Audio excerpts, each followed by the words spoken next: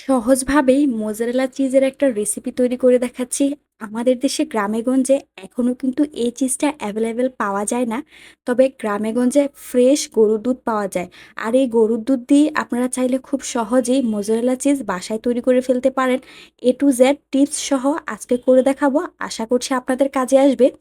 এর জন্য এখানে আমি ১.৫ লিটার গরুর দুধ নিয়েছি। আর এখানে কিন্তু আমি ফ্রেশ কাঁচা দুধ ব্যবহার করছি। চেষ্টা করবেন অবশ্যই গরুর দুধ দিয়ে এই চিজটা বানানোর জন্য, তাহলে আপনারা পারফেক্ট দোকানের মতো চিজ বাসায় তৈরি করতে পারবেন। অন্যদিকে বাজারে কিন্তু অনেক ধরনের পাস্তুরিত দুধ পাওয়া যায় প্যাকেটের। আর এই দুধটা দিয়ে যখন আমি ট্রাই করেছিলাম, আমি ভালো ফলাফল পাইনি। সেজন্য আমি এটা সাজেস্ট করছি না। আমি আপনাদেরকে কাঁচা গরুর দুধ দিয়েই করার জন্য সাজেস্ট করছি। এরই মাঝে আমি দুধটাকে চুলার উপরে নিয়ে ৩ থেকে ৪ মিনিট সময় নিয়ে জাল করে নিচ্ছি। দুধটা কিন্তু খুব বেশি গরম করা যাবে না। দেখুন, আঙ্গুল চুবিয়ে রেখে আমি অনেকক্ষণ পর্যন্ত এটাকে রাখতে পারছি না, কিন্তু আঙ্গুল চুবিয়ে রাখতে পারছি। এরকম যখন গরম হবে তখন চুলাটা অফ করে আমি চুলা থেকে পাতিলটা নামিয়ে নিচ্ছি। আর আজকের ছানাটা কাটার জন্য এখানে আমি ভিনেগার ব্যবহার করছি। ১.৫ লিটার দুধের জন্য 1/3 কাপ ভিনেগার নিয়েছি। এটা আমি অল্প, অল্প করে দিব আর একটা স্প্যাচুলা দিয়ে মিশাতে থাকবো। এই কাজটা একটু ধৈর্য নিয়ে করবেন, যাতে করে ছানাটা ভালোভাবে কাটা যায়। আর আপনারা চাইলে ভিনেগারের বদলে এখানে লেবুর রস ব্যবহার করতে পারেন। তবে সেক্ষেত্রে লেবুর রসের পরিমাণটা একটু বেশি লাগবে, আর লেবুর রসের সাথে আপনারা পানি অ্যাড করে নিবেন। এরই মাঝে কিন্তু আমার ছানাটা কাটা হয়ে গিয়েছে। দেখুন, ছানাটা দেখতে কেমন হয়েছে। আমরা মিষ্টির জন্য যেই ছানাটা কাটি সেটা কিন্তু একটু ছোট, ছোট হয়। আর চিজের ছানাটা আকারে একটু বড় হবে আর স্টিকি হবে। এখন চিজের জন্য আমার ছানাটা পারফেক্টলি রেডি হয়ে গিয়েছে। এই ছানাটা কাটার সময় অবশ্যই কিন্তু দুধের যে টেম্পারেচারটা আছে সেটা আপনারা খেয়াল রাখবেন। সবথেকে ইম্পর্ট্যান্ট স্টেপ হচ্ছে এটা। আপনার ছানাটা যদি পারফেক্ট না হয়, তাহলে কিন্তু চিজটা পারফেক্ট হবে না। অবশ্যই এটা খেয়াল রাখবেন।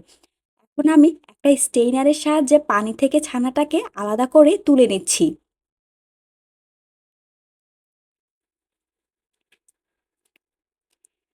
পানি থেকে ছানাটাকে তুলে নিয়ে এখন এটার মধ্যে যেই পানিটা থাকে সেটাকে আমি ভালো করে নিংড়ে নিব।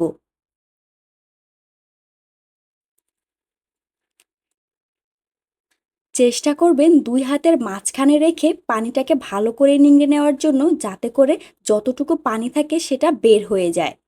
দেখতেই পাচ্ছেন আমি কিভাবে এই কাজটা করছি। আর যখন পানিটাকে নিংড়ে নিবেন তখন কিন্তু খুব বেশি টেনে, টেনে এটাকে নিংড়াতে যাবেন না। এতে করে চিজের যে কনসিস্টেন্সিটা থাকে সেটা নষ্ট হয়ে যাবে এবং স্টিকি ভাবটা কমে যাবে। সুতরাং ২ হাতের মাঝখানে রেখে এভাবেই চেপে, চেপে পানিটাকে নিংড়ে একটা বল আকারে করে নিবেন। আমি ৩ থেকে ৪ মিনিট সময় নিয়ে এটা করে নিয়েছি। এখন এটাকে একটা সাইডে রেখে দিচ্ছি।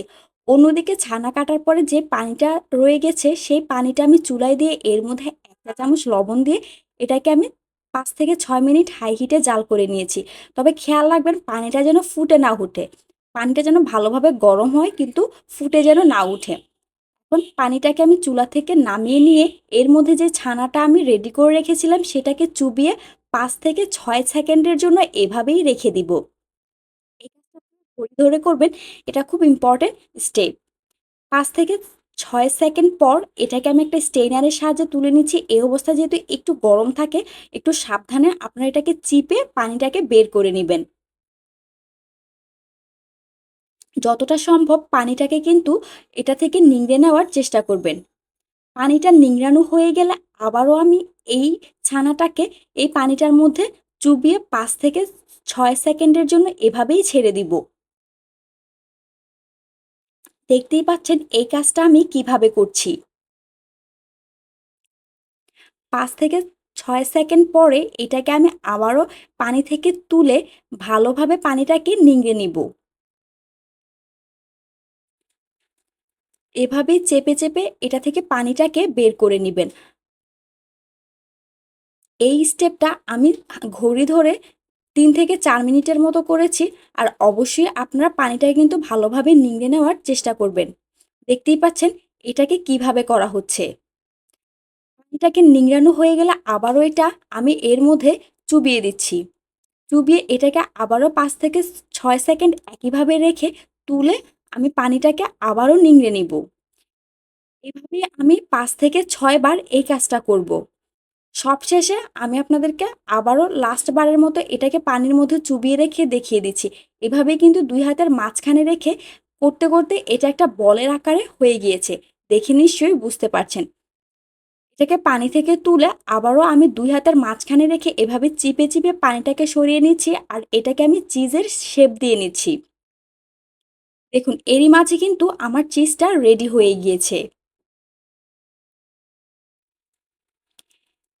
অন্যদিকে আমি এখানে বরফ ঠান্ডা পানি নিয়েছি একটা বাটিতে। আমি ফ্রিজের ঠান্ডা পানির মধ্যে কয়েক টুকরা বরফ দিয়ে এটাকে একদম ঠান্ডা করে নিয়েছি। এ অবস্থায় এই চিজটাকে আমি ৫ মিনিটের জন্য এটার মধ্যে চুবিয়ে রেখেছি। ৫ মিনিট পর এটাকে পানি থেকে তুলে আবারও একটু চিপে, চিপে পানিটাকে নিংড়ে নিচ্ছি। এরই মাঝে কিন্তু আমার চিজটা রেডি হয়ে গিয়েছে। সবশেষে যেই কাজটা করতে হবে এটাকে সেট হওয়ার জন্য রাখতে হবে। এর জন্য আমি একটা প্লাস্টিক রেপার নিয়েছি আর এর মধ্যে দিয়ে এটাকে আমি খুব ভালোভাবে সিল করে দিচ্ছি যাতে করে বাইরে থেকে বাতাস ভিতরে এবং ভিতর থেকে বাতাস বাইরে ঢুকতে না পারে। আর এটাকে একটা চেপে চেপে শেপ দিয়ে দিচ্ছি এই শেপেই যাতে এটা সেট হতে পারে। এভাবে এটা সেট করে আমি ২ ঘন্টার জন্য ডিপ ফ্রিজের মধ্যে রেখে দিব। ২ ঘন্টা পর আমি চিজটাকে বের করে নিচ্ছি। দেখুন এটা কিন্তু একটা বলের শেপ হয়ে গিয়েছে। আর দোকানের চিজটা দেখতে নিশ্চয়ই এরকমই হয়ে থাকে। আমি আপনাদেরকে চিজটাকে একটু কেটে দেখিয়ে দিব চিজটা দেখতে কেমন হয়েছে। এর জন্য একটা ধারালো ছুরি নিয়ে আমি একটা সাইড থেকে চিজটাকে কেটে নিচ্ছি। এ পর্যায়ে একটু সাবধানে কাটবেন।